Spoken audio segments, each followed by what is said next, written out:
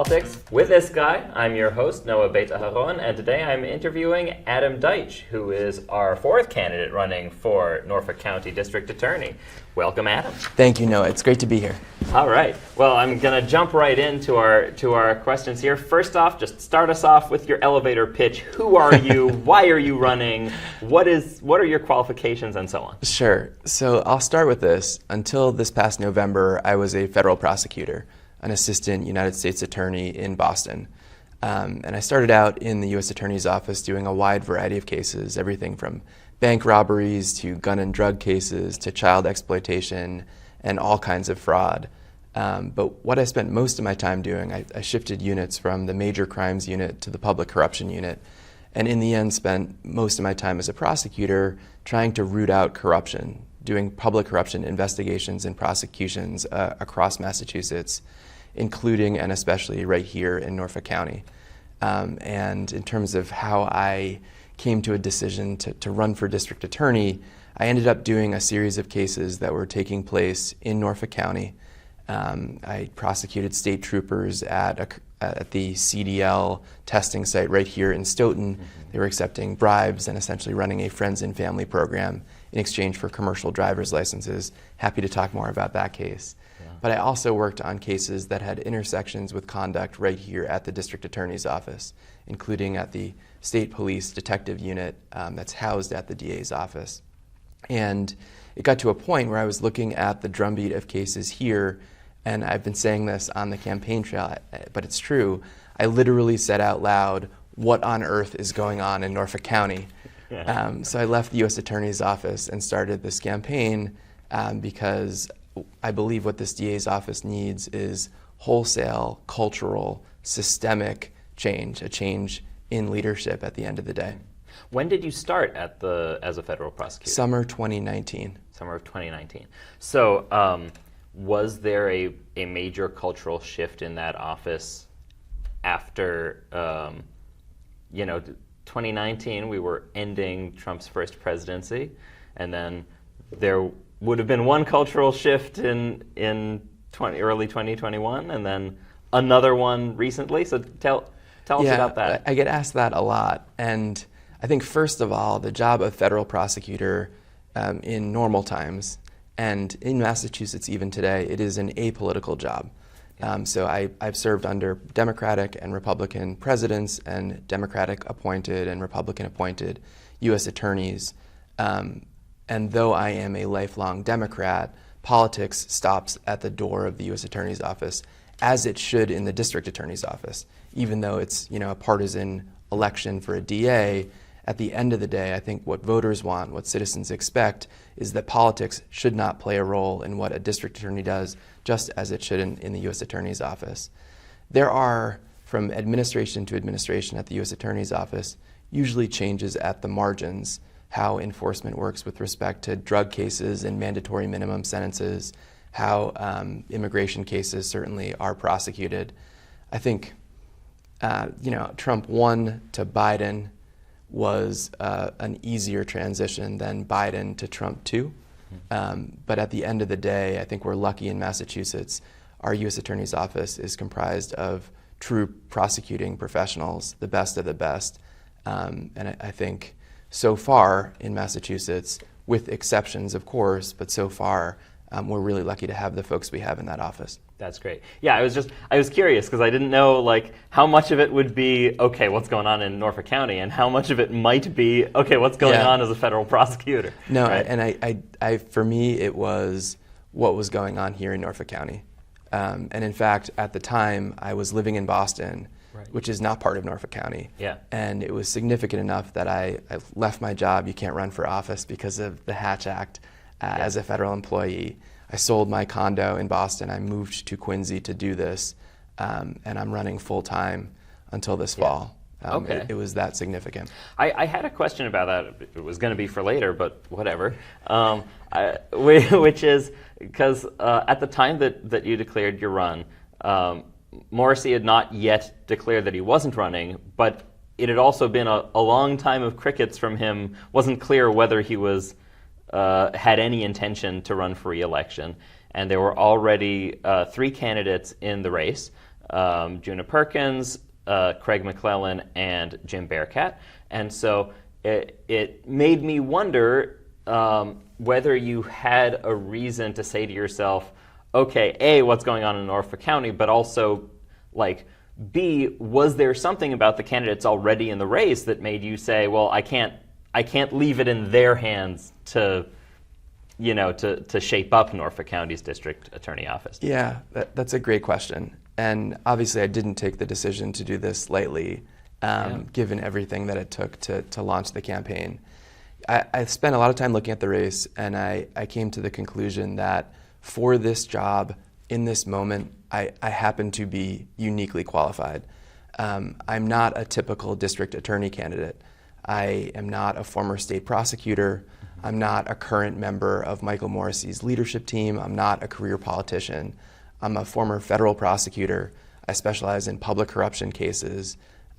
We can talk more about experiences I had before the U.S. Attorney's Office, but I've seen some of the hardest cases from both sides. And I've stood shoulder to shoulder with local, state, and federal law enforcement while standing up to entrenched institutions like the Massachusetts State Police. And particularly given some of the work that I was doing at the U.S. Attorney's Office, I realized my experiences were unique to this race. I think this is the rare political office in the rare election where having somebody who's actually an outsider should be a good thing. The fact that I didn't grow up in Norfolk County, though I grew up just across the southern border of Norfolk County, but the fact that I don't have those kinds of deep ties within the office, I think should be a good thing. The fact that my experience as a prosecutor was as a federal prosecutor, working in what I think is the most professionally run prosecutor's office in New England and one of the best in the country, having that experience, I think, uniquely situates me here, plus the fact that I've done corruption cases right here in Norfolk County. Now, as a federal prosecutor, are you working with a different set of laws? As in, Massachusetts state law differs from federal criminal law in presumably some key aspects. I am not a lawyer, but my understanding is, here and there you get, oh, well, state law says this, federal law says that. So would you need to sort of catch up on the differences between federal and state law? So another really good question. I think, first of all, it is true. Federal law and state law are different. I think when it comes to prosecution, the key concepts and the fundamentals and the overarching principle of following the facts and the evidence, that is all the same. And I'm licensed to practice. I took the bar exam in New York. I waived into the Massachusetts bar last year in preparation to do this. And I think building out a leadership team in the DA's office that complements my federal experience will be critical. And leaning on a team that can round out those experiences will be important. But I'm confident that my experiences and my skill set will translate really well to this office. Cool. Do you have kind of a specific vision of how you would want to transform the Norfolk County DA's office? I'm glad you asked that, and the answer is yes. Several months ago, we launched what we're calling our accountability agenda, or Adam's accountability agenda. And it's a detailed, comprehensive policy agenda for the office. In fact, I was the first candidate in the race, despite getting in November, the first candidate to launch a comprehensive set of policy priorities for the office. Everything from creating a culture of openness and transparency. When I talk to voters, and now a few months in, I've had hundreds, if not thousands, of conversations with folks in Norfolk County. The perception is the doors of the DA's office are closed to most people. And that's not right. And I think it's one of the reasons why the public's perception of the office is so negative. Obviously, there are some shining examples of why that's the case as well. But creating and fostering that kind of culture will be a big shift under my leadership. But there's a lot more. Integrating a concept called data-driven prosecution, which is exactly what it sounds like. Okay. But a lot of prosecutors' offices, including here in Norfolk County, do not collect and analyze and marshal data in the way that you would expect in 2026. And implementing a system for collecting data at the front end, analyzing it, and both using it externally and internally to allocate resources and communicate with the public will be a big part of what I want to do. Okay. There's a lot more. Yeah. The through line of my candidacy is, or one of the through lines is rooting out corruption here, and ensuring that the public is confident in the DA's office, restoring faith and confidence in the office. So among other things, we're going to establish an anti-corruption task force, which would be a first of its kind task force in Massachusetts. Right now, corruption cases and allegations of corruption, whether that's police corruption or any other public official who's committing some kind of misconduct, the only entities investigating that really are the State Attorney General's office and the U.S. Attorney's office. An anti-corruption task force, a dedicated team of folks led by a senior assistant district attorney in the office, will both provide an opportunity for law enforcement partners to refer cases to us and allow the public on a dedicated hotline to call in allegations of that kind of misconduct. And it'll also send a message to the public that we are not going to tolerate that kind of conduct here in Norfolk County. I could go on and on. It's a detailed set of priorities. I'm proud of it. Tell me a little bit more about data-driven policy, data-driven collection, data-driven, presumably prosecutorial choices. What kinds of differences do you expect that to create? Yeah, I think the bottom line is we don't know because we haven't been collecting data to date.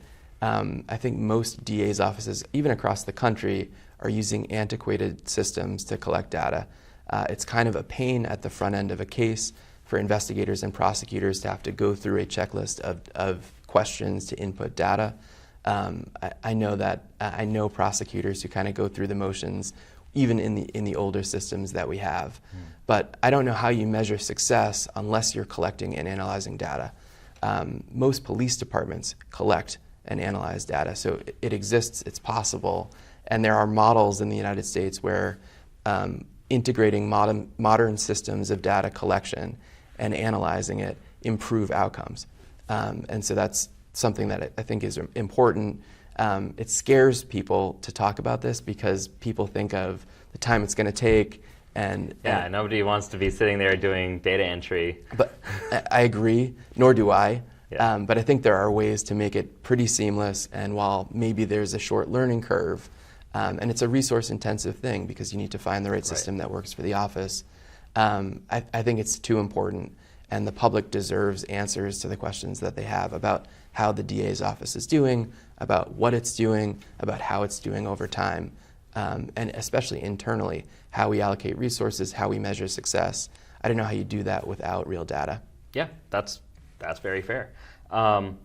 Okay, so what do you see as the proper relationship between the DA's office and local law enforcement, considering that tension between rooting out corruption and relying on local police forces in order to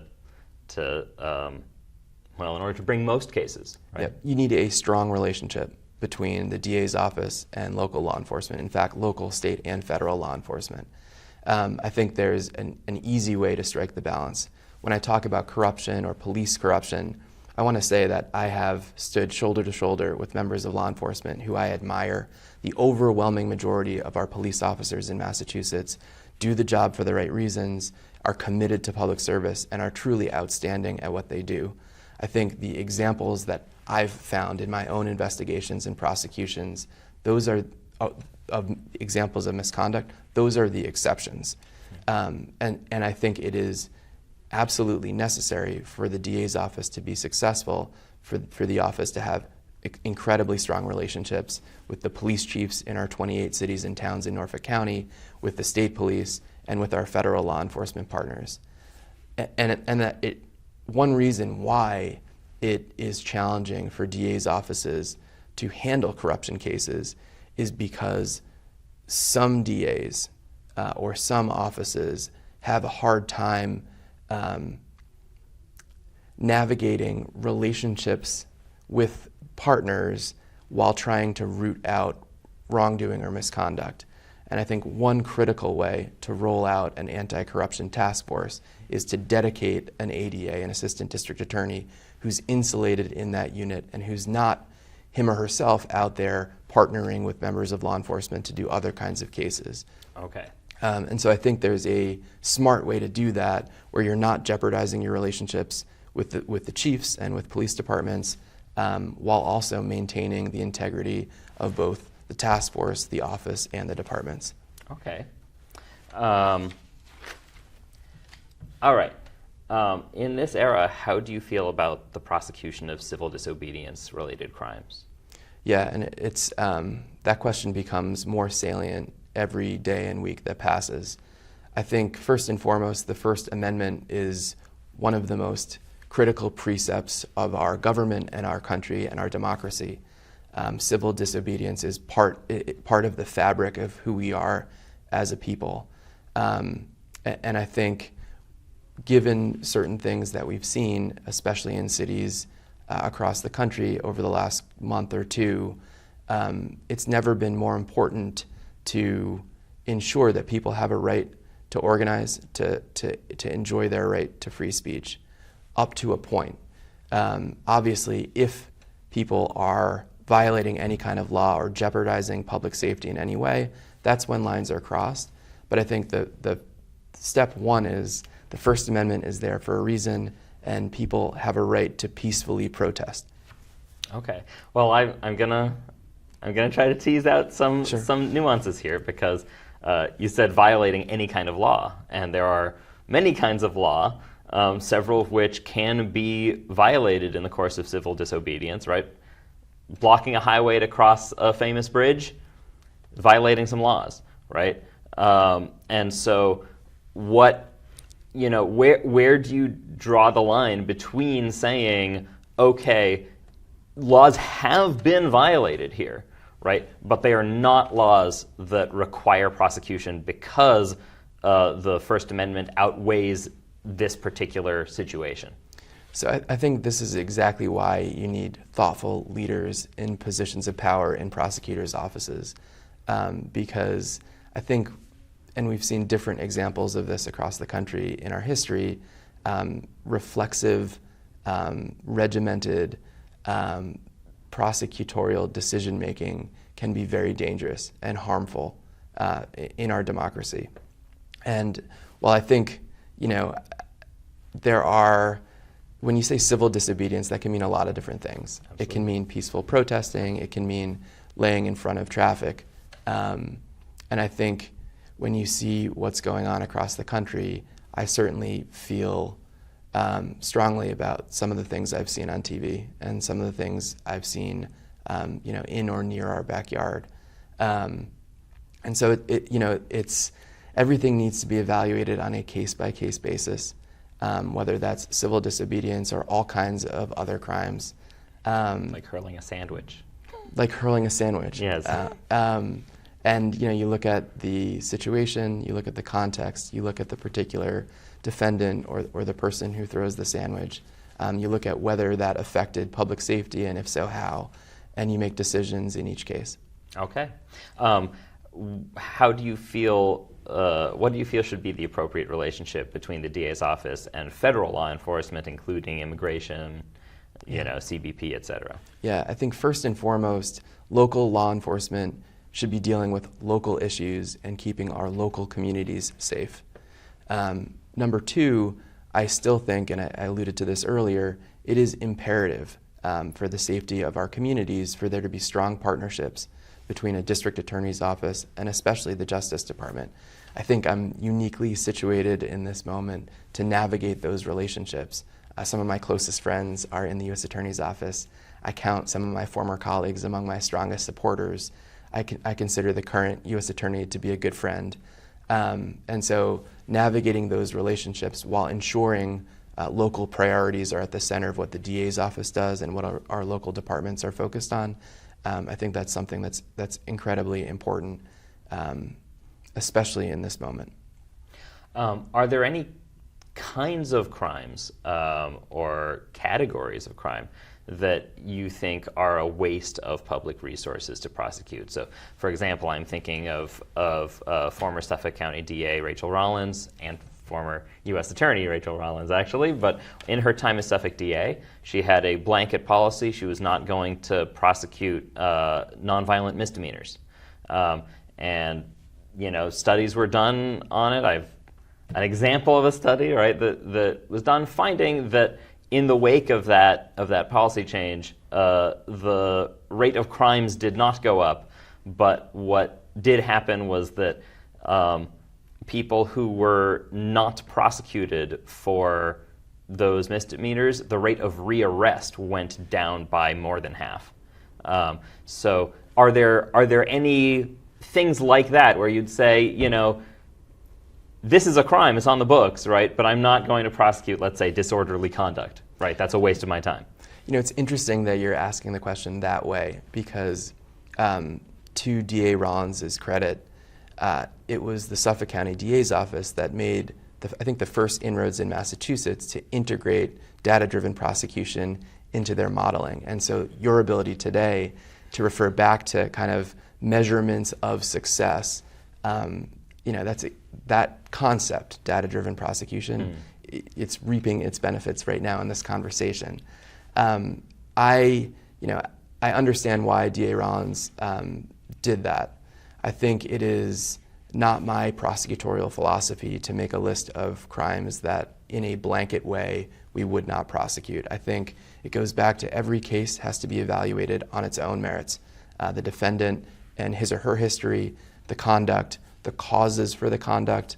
I think public safety first and treatment second. But I think considering public safety and treatment, a lot of the crimes that we're talking about are committed for reasons that a lot of folks don't think about, whether it's whether substance use disorder is related or whether there are mental health elements to why a person would shoplift or why a person would be committing a low-level drug offense. Especially for first-time offenders in nonviolent cases, diversion and treatment should be the first option. But I don't think it is productive in Norfolk County today to have any kind of list of crimes that we would not prosecute. Okay. Are there kinds of evidence that are suspect in your eyes? Because, for example, right, we have a country with a long history of prosecuting and jailing people on faulty evidence, right? To some extent, you're always going to have convictions of innocent people, but because any human system is fallible. However, there are kinds of evidence that are perhaps legally admissible, but that might not pass muster in terms of actually, being indicators of what they claim to be, right? It might convince a jury, it might convince a judge, but if it relies on faulty evidence, then you can end up successfully prosecuting the wrong person. So are there any kinds of evidence that maybe you wouldn't categorically reject, but that you say, okay, I have my eye on this. I think we should use it sparingly, if at all? This question is personal to me. I started working for the Innocence Project back in law school, and through cases with the Innocence Project have seen firsthand the consequences of things like flawed forensic science and mistaken eyewitness testimony. They are huge problems that need to be rooted out and, in fact, prevented. It's why part of the accountability agenda is creating a real conviction integrity unit in the DA's office. The DA's office has one right now, but it requires the public to submit requests for cases to be reviewed. And I think using national standards to reinvigorate that unit and make it one that is proactively reviewing cases and helping to prevent wrongful convictions in the first place.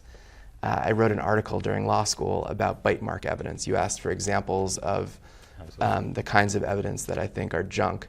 And my article was called "An Inconvenient Tooth: Why Forensic Odontology is an Inadmissible Junk Science." But I think there's a set of forensic science. I could talk about this forever.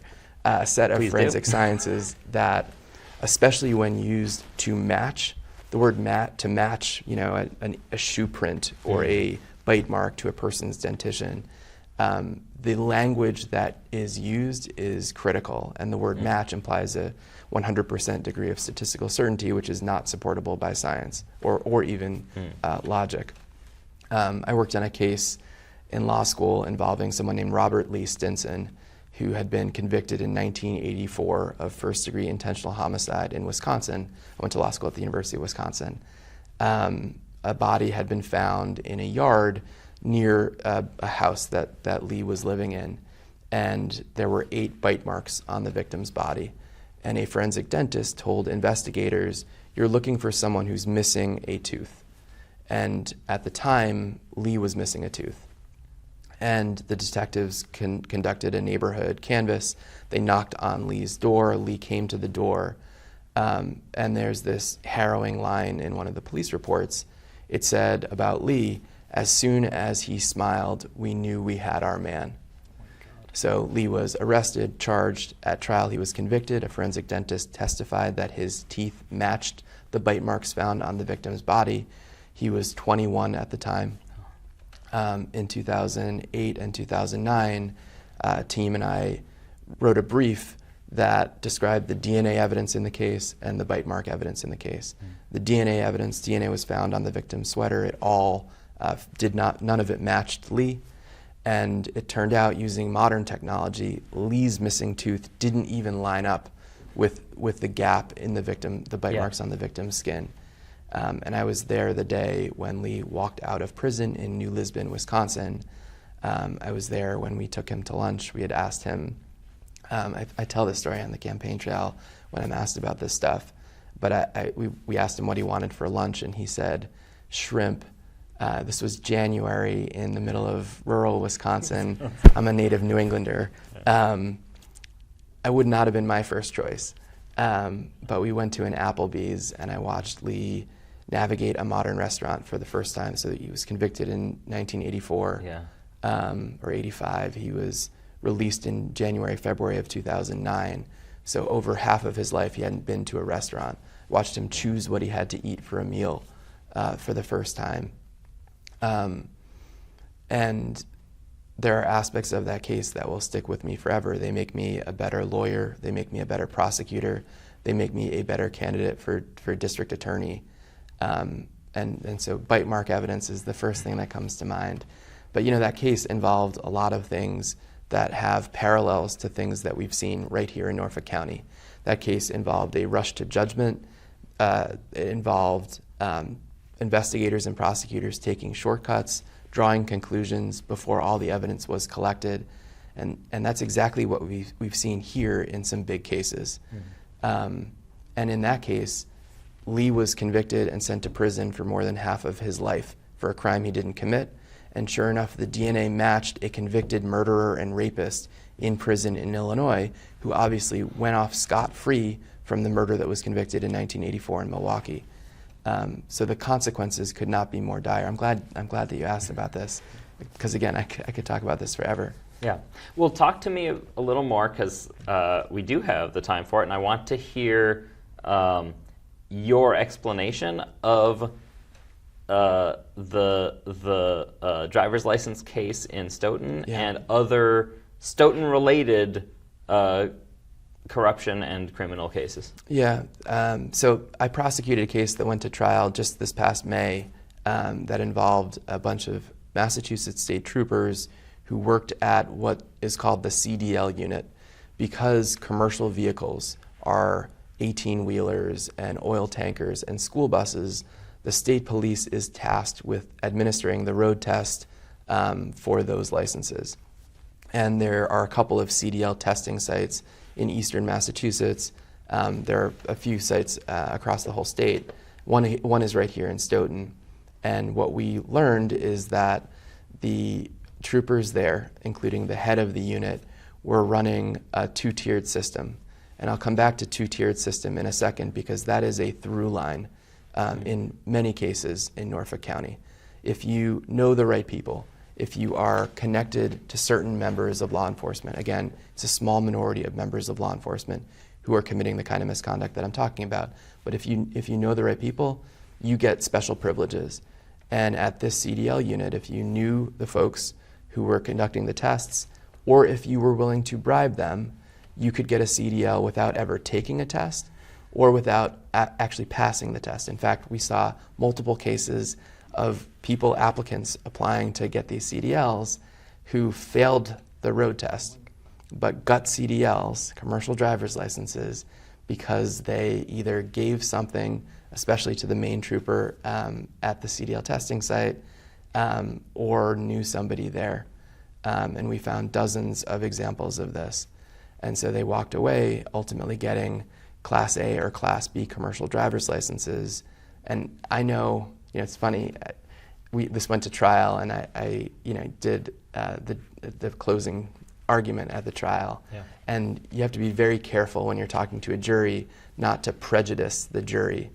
But one thing I wish I could have said but didn't in the closing argument in that case was, imagine driving down the highway in your sedan or your small SUV, and you've got an 18-wheeler on your left and an 18-wheeler on your right. Imagine that it is raining and it is windy. Now imagine that the drivers failed their road test to get their CDLs. The conduct was appalling, and when we're talking about public safety issues, it was an insane case. We got convictions of all of the troopers who were involved. The main guy went to trial, the sergeant who led the unit, and others pled guilty, and other co-conspirators did as well. But that was taking place right here in Stoughton, and in fact the sergeant was a resident of Stoughton. He's not currently living in Stoughton. I have to ask, what happened to the licenses in that case? Were any of those CDLs revoked, or like? all of the ones that we identified, and the RMB obviously was gravely concerned about this as well. So any CDL that was identified in the case was revoked, and the driver had to retake the test in order to get the CDL.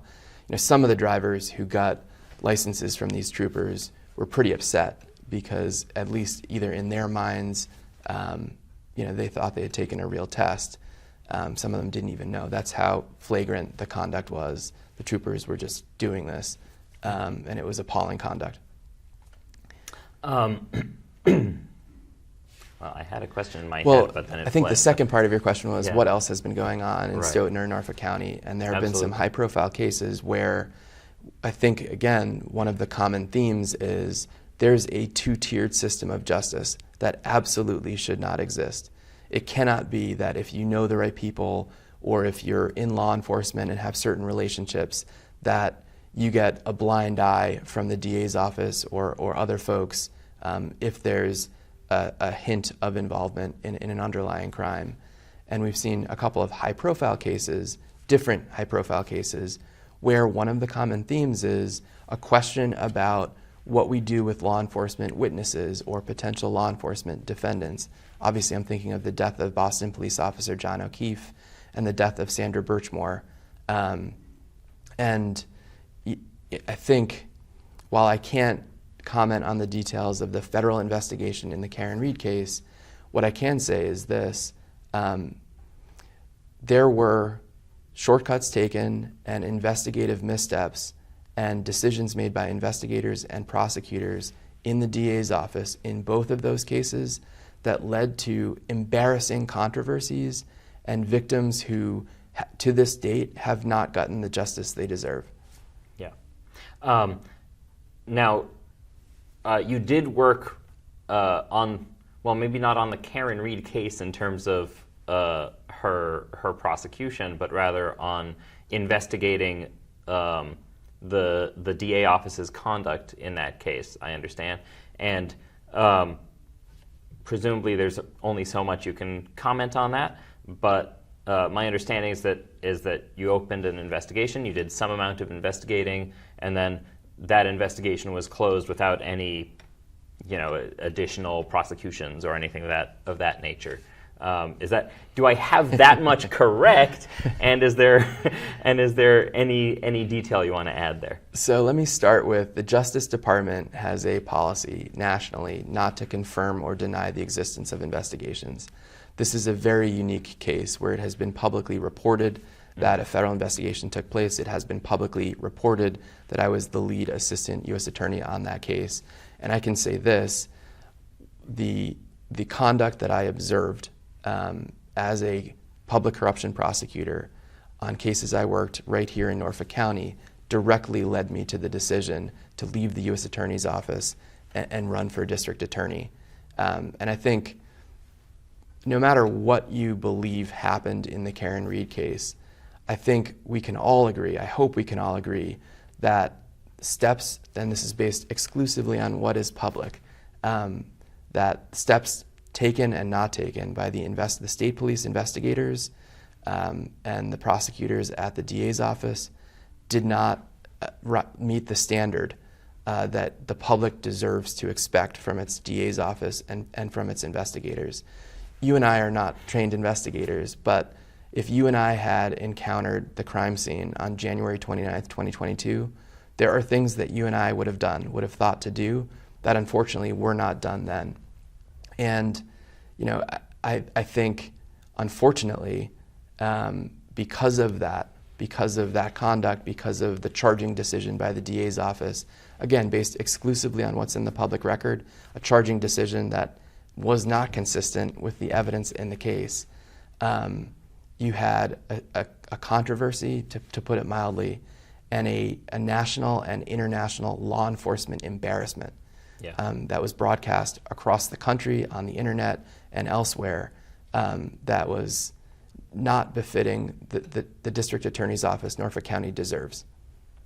Now, traditionally, there's some degree of deference between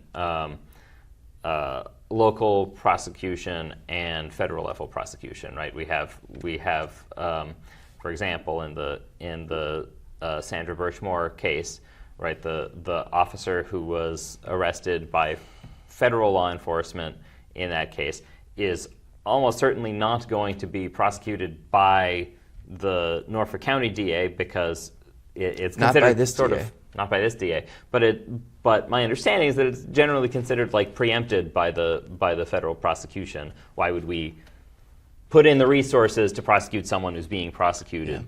Yeah.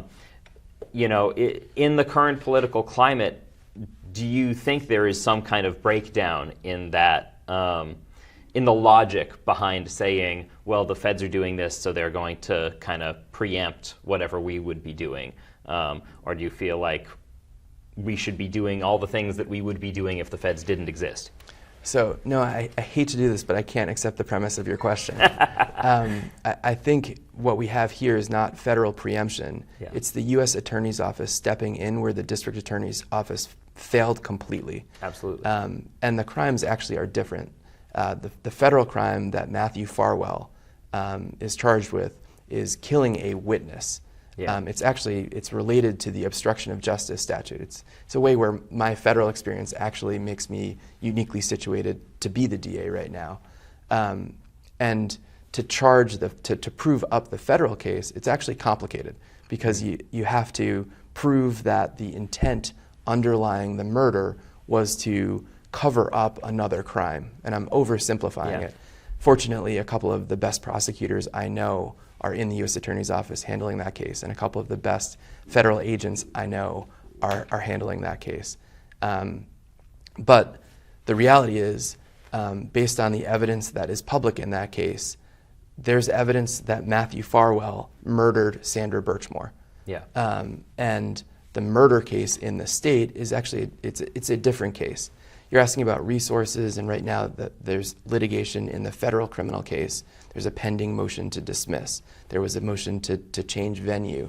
And so there are resources being dedicated federally because the DA's office failed to charge murder. And I think the case raises questions about other state crimes.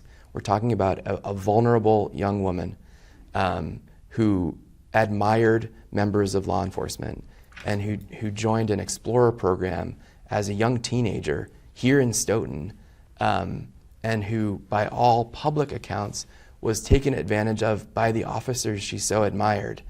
And what I haven't seen is any effort by the District Attorney's Office to investigate that and to bring those perpetrators, if in fact they committed crimes, to justice. But the bottom line in a case like that is this: survivor and victim accountability, the DA's office's accountability to survivors and victims of crime is a key tenet of my leadership as DA, of the accountability agenda. And so one of the first things that I would want to do as DA is talk with members of Sandra Birchmore's family about how they feel. Because if there are crimes that haven't been investigated, if there are crimes that were committed that haven't been charged, they need to be investigated and they need to be charged. Do you feel that the circumstances of her essentially grooming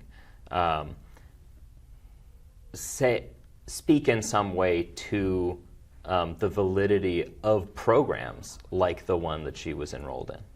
So, you're asking a broader question about the integrity of law enforcement. And I'll go back to, something that is important to me as a prosecutor, and that is people who choose to be prosecutors, people who choose to be police officers are oftentimes doing it, in fact, in most cases, for all of the right reasons. And I think in Stoughton, in this example, we have one or more genuinely bad apples, and I think bad apple is too diplomatic a way to put it when we're talking about murder or grooming and worse. So I think it raises questions about how we ensure that people like that are never involved in Explorer programs again. But I think more broadly, this moment for law enforcement is a really tough one. And in a lot of ways, there's good reason for that. And you asked a question about sort of the interplay earlier between a DA's office and federal law enforcement. And I talked about how important the partnership is, but also the fact that local law enforcement should be focused on local issues. I'll add to that, there are examples of conduct we've seen in particular in Minneapolis, but elsewhere. And I can say that if an ICE agent or anyone else executes a human being on the streets of Norfolk County, they will be charged with murder and prosecuted to the fullest extent of the law. Thank you. I appreciate that. I wanted to ask about the prosecution of Matthew Farwell an additional thing, because there was something reported that actually bothered me quite a lot, which is that he has not only been charged with killing a witness, but also with the death of her fetus. And that is something that, as a pro-choice Massachusetts resident, I am deeply uncomfortable with the notion that that the death of a fetus is in any way on a scale with murdering a young woman. And that is itself, I believe, a capital crime also. And that is, so I want to ask you, that I think, I could be wrong, is an example of ways in which federal law differs from Massachusetts state law. And I was wondering if you could speak to that to some extent. Yeah, that's a big question. And it actually touches on a bunch of different really important issues. I think there are so many things going on in the country right now, and folks who are upset about what they're seeing in the country have limited avenues to fix those problems. The biggest one is changing who's in office, locally, in state, certainly federally. The law that criminalizes what Matthew Farwell has been charged with is on the books. It is federal law. And so I think if people are upset about that, then there are tools in the toolbox to change that. It's not a crime that's charged often in my time as a federal prosecutor. That's the only time it's been charged. And if the law is on the books, it's the standards of the Justice Department. The charging standard right now is you're obligated to charge the most serious, readily provable offense. That's the nerdy lawyer speak, but that's Justice Department policy. And so that that case has resulted in a superseding indictment with that charge. As you know, I think the Justice Department has opted not to proceed with seeking capital punishment in that case. Yeah. So the maximum penalty for Matthew Farwell, if he's convicted, is life in prison. Yeah.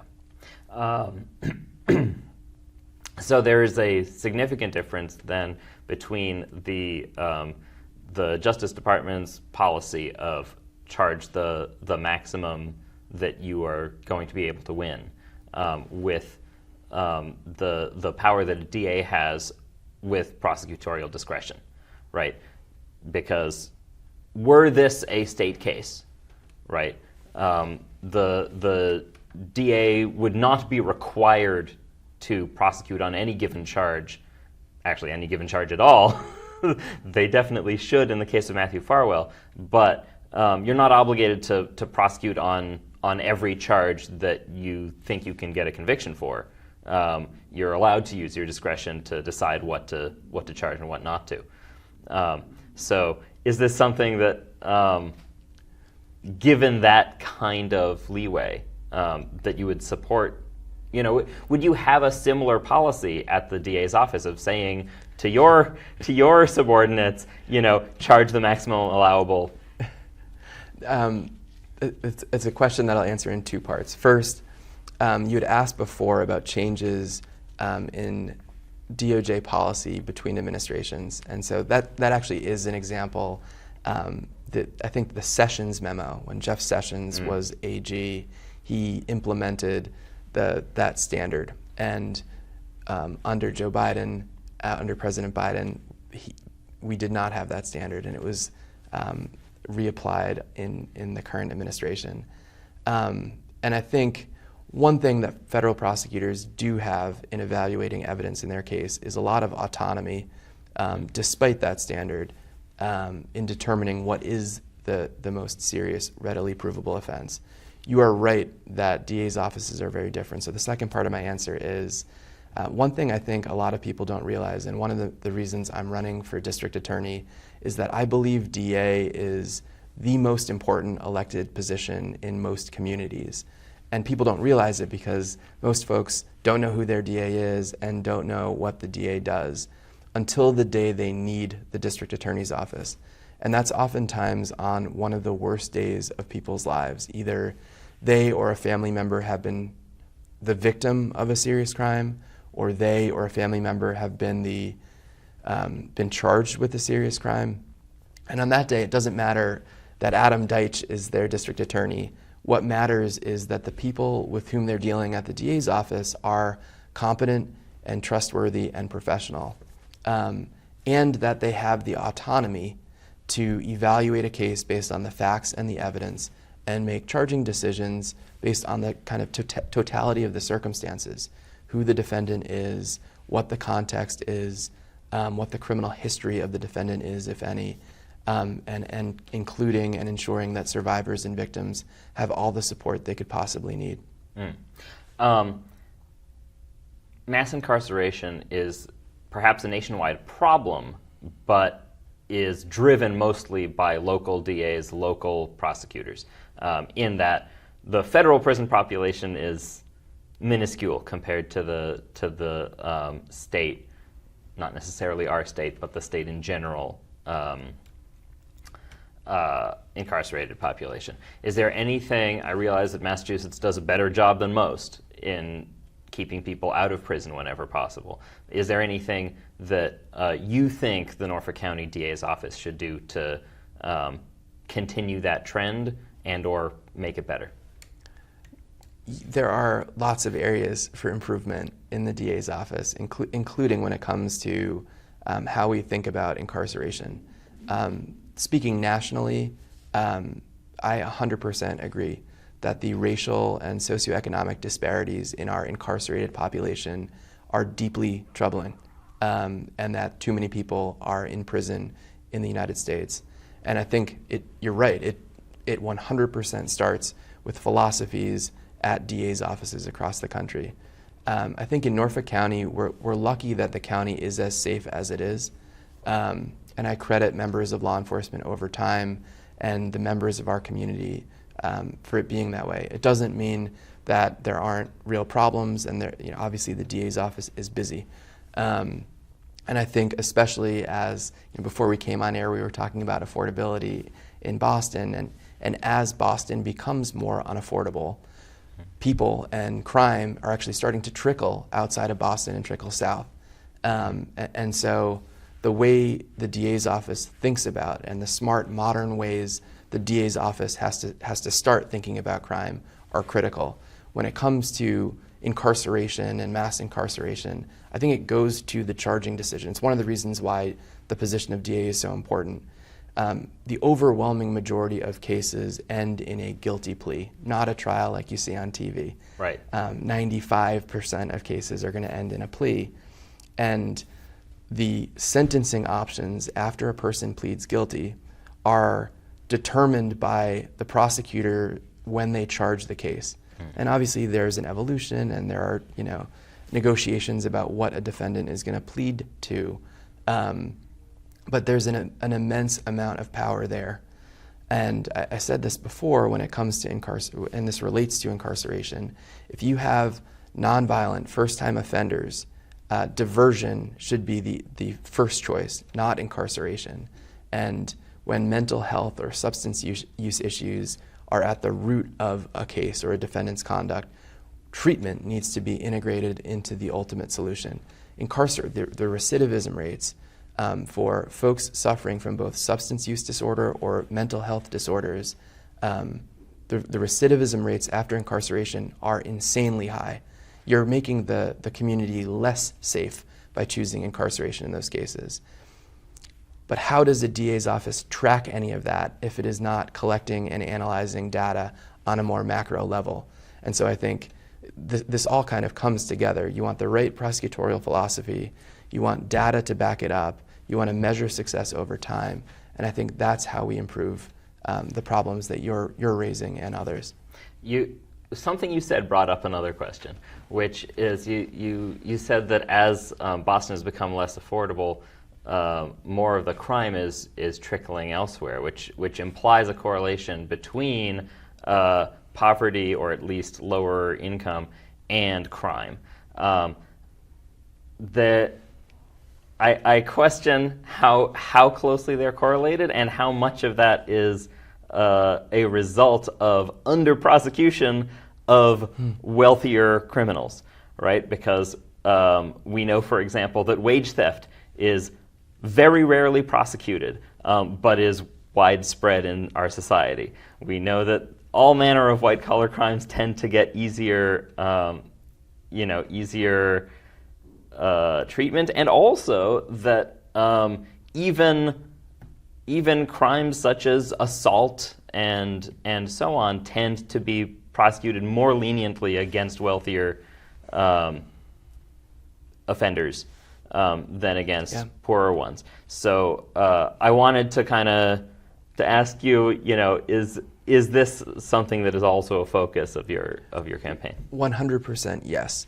And this cuts to just another layer of a two-tiered system of justice. If you know the right people, or if you're regarded as the right people, you get benefits that others don't.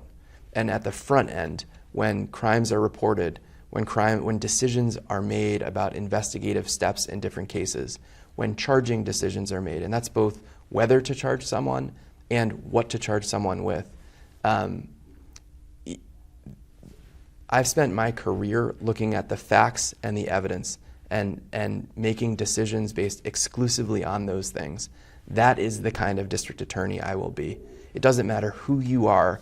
Under my leadership, if you commit a crime in Norfolk County, you're going to be investigated and prosecuted, period, no matter who you are or who you're connected to. Okay, thank you. Let me see if there's something else I had written down here. Okay, you have said, including in your ads, I believe, that you're running as a prosecutor, not a politician. Obviously, politicians tend to have a bad reputation. But what does that mean to you, especially considering that prosecutors also occasionally have a reputation for pursuit of convictions over justice and so on. What does it mean to you to be running as a prosecutor? Sure. I think first and foremost, if you're going to lead an office of prosecutors, having experience in criminal court, having experience as a prosecutor is mandatory. When you're evaluating cases, if your goal is to lead an office of folks doing investigations, making charging decisions, and it's not just prosecutors, it's staff who have a degree of expertise in criminal cases, you too should have some of that experience and that expertise. Second, it's almost weird to me that the position of DA is elected in a partisan race. It's like the states, fortunately Massachusetts doesn't do this, where states elect judges. Right. For the position of judge or the position of district attorney, to me, you want the most qualified, most professional person with the best skill set and set of experiences, almost regardless of party. Now, I said this before, I am a lifelong Democrat, and in Massachusetts, especially in Norfolk County, you run as a Democrat, or I'm running proudly as a Democrat. But I also don't really consider the position to be a typical politician office.